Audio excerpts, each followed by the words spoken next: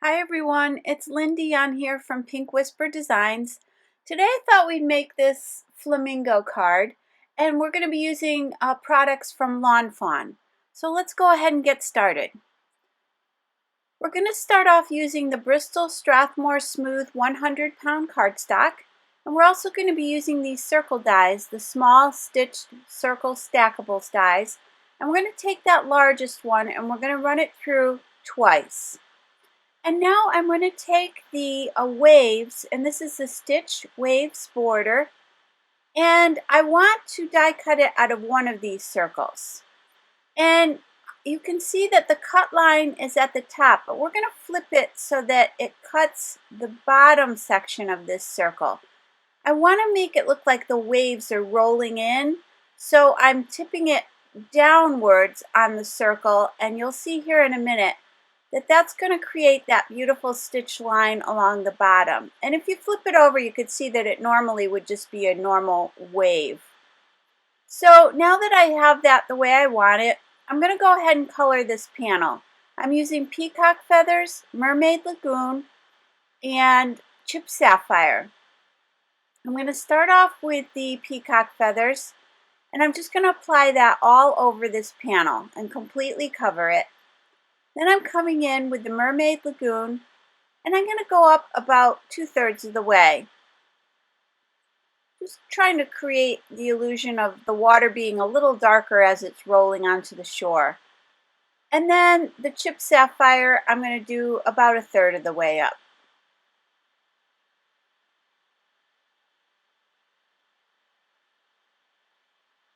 And then I'm going to come back with that peacock feathers. I'm not applying any additional ink to it, and I'm just going to blend those out. So now I want to create some small little water spatters on this. So I'm going to take a wet brush and put some water on this acrylic block, and then I'm just flicking the water off the side of the block to create these little smaller spatters. And then I'm just blotting it up with a paper towel, and you can see there that we get these nice little water droplets. And now I'm just going to quickly heat set that with my heat gun.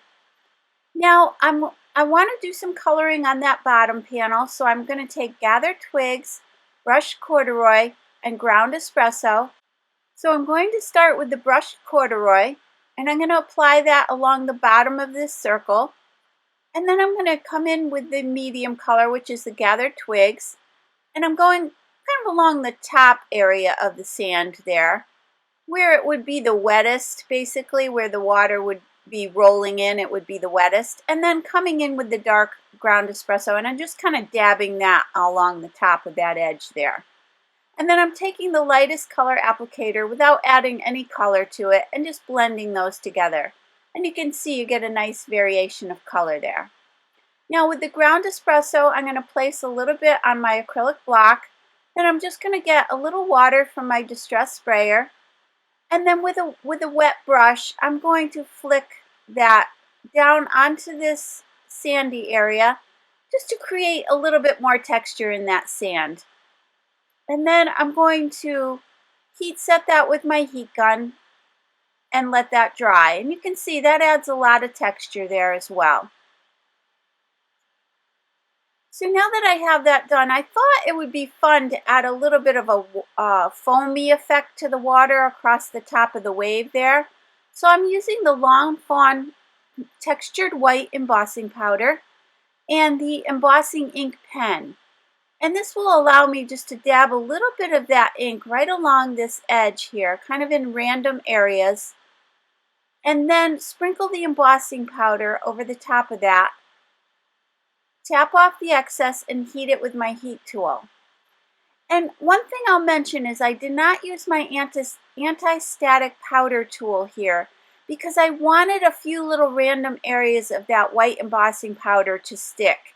And I knew that this ink probably wasn't completely dry. So right there you can see those little tiny dots of white. And I thought that just added a lot of texture to the watery, foamy effect. So now using my glue pen, I'm just going to apply glue all over that panel. And I'm using glue here just because that'll give me a little time to make sure that these two panels are completely lined up. And then just to finish off that white edge, I'm going back with one of the blue applicator tools, it doesn't matter which one here, and just kind of brushing it along that edge. So now I'm going to take the stamps from the Flamingo Together stamp set, and I want to use that flamingo and the You Flamingo Girl. And they're separate words, which is nice because we can do the saying in any format we want. So I've set that up on my Misty stamp positioner the way that I want it. I'm just lining up the paper here now. And I'm going to ink that up with my VersaFine Onyx Black ink. And then I'm going to stamp that. And it's a good idea to use your Misty when you're doing this stamping because you've done all this work. You don't want to have your stamping go wrong here. I usually turn to my Misty just to make sure that everything stamps properly. Now this is the outside in stitch stackable rectangle. I'm taking the largest one, and then from this beautiful Spring Fling 6x6 paper pack, I'm going to grab these 3 pieces of paper, and this is a brand new set for spring of 2019. So I'm going to die cut those 3 pieces of paper using that large rectangle, and then for this pink one I'm just going to cut it right in half, and that's 2 5/8. And then for that other one I just used a scrap, but it will I still did run it through, so it has the stitch on 3 sides, and then I'm going to cut this at 2 inches. So these will just stack one on top of another.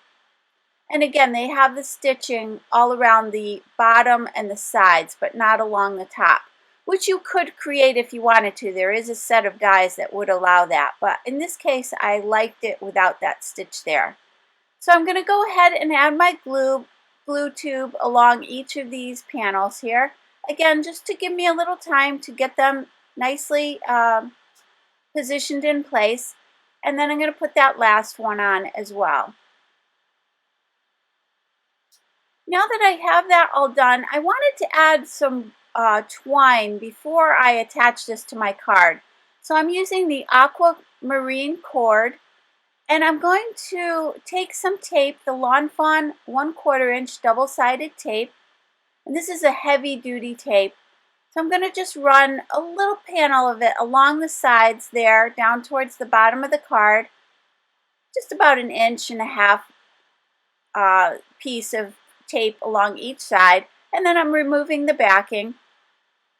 And now I'm going to take that cording and I'm going to wrap it around 3 times. And this allows me now to just kind of attach it in the back and wrap it around.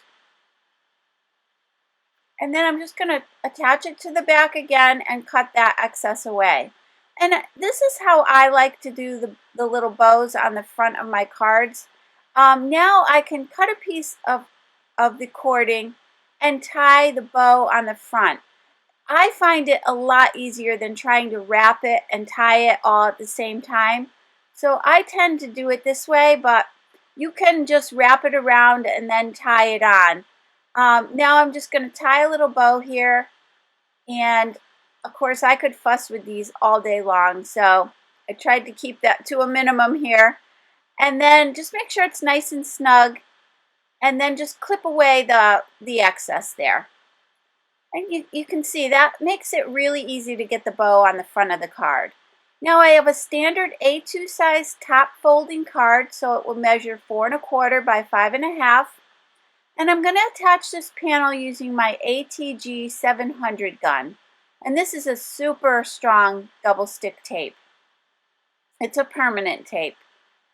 And I'm going to just center that on my card and position it down.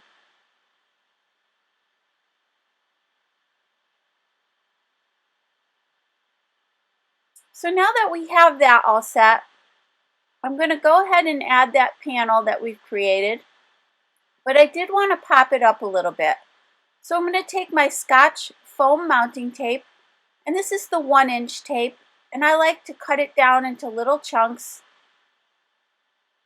And then I'm just going to position those little pieces all around the back of this just to make sure I have enough so that it won't collapse when it goes through the mail. And then I'm removing the backing, and I'm going to center this up towards the top of the card.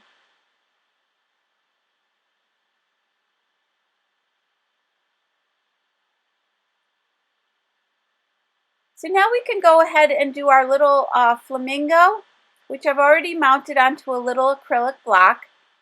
And then we're going to do the two little palm trees.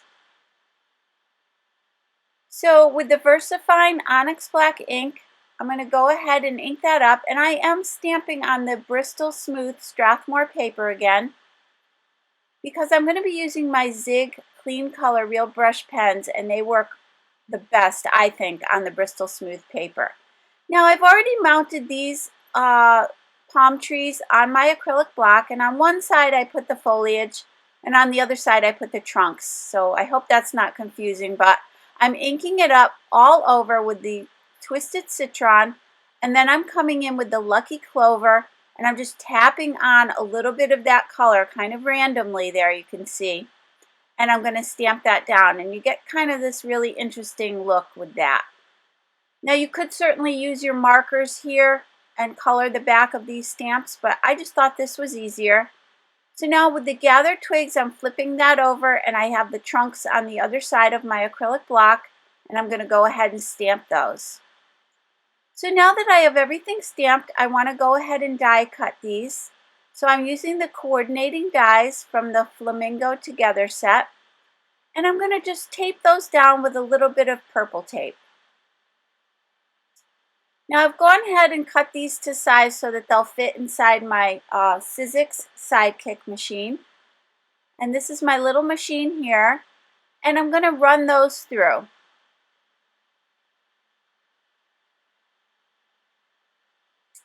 And you can see that that die cuts a cute little white border around the edge of that flamingo.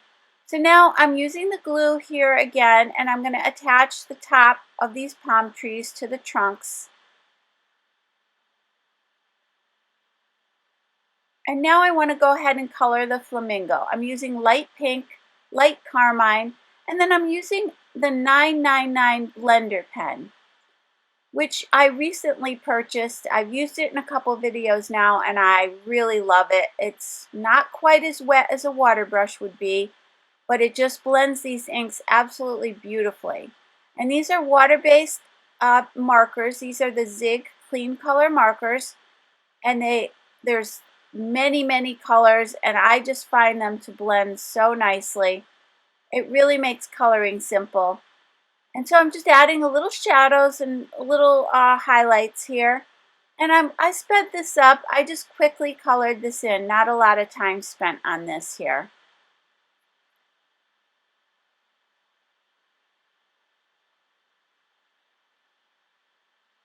I just love these flamingos though. I think they're adorable.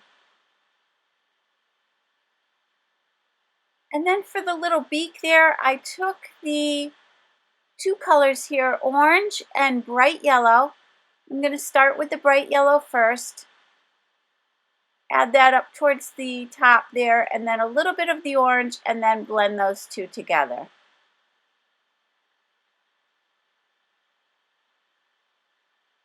I did come back in a little bit more on the flamingo. I just added a little bit more of that darker pink color and just blended it out one more time here. And you can keep coming back and adding color. Just let it dry a little bit if you're not sure, and then come back and add a little bit more if you think it's necessary.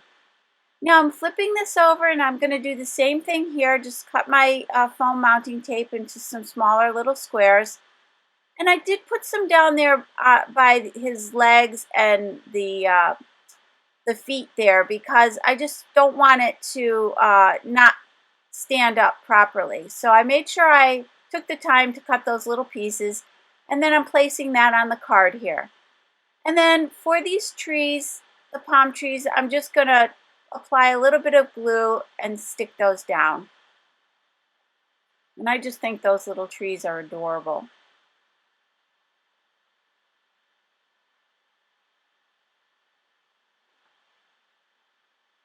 So there you have all the little pieces. And now I'm going to take that Nuvo Crystal Glaze, this is just a clear glaze, and put it on the beak there, just to give it a little shine. So here's the finished card, and you can see that we have a lot of texture and a lot of dimension. And I just love this new floral paper pack from Lawn Fawn. But I wanted to show you that I had previously created this card using all the striped papers from the Really Rainbow paper pack. And I love that as well, but I couldn't wait to try this same exact card using the new papers. So I hope you enjoyed today's video. If you did, please hit the like button and subscribe. And don't forget to visit me at pinkwhisperdesigns.com. Thank you so much for visiting. Have a great day. Bye-bye.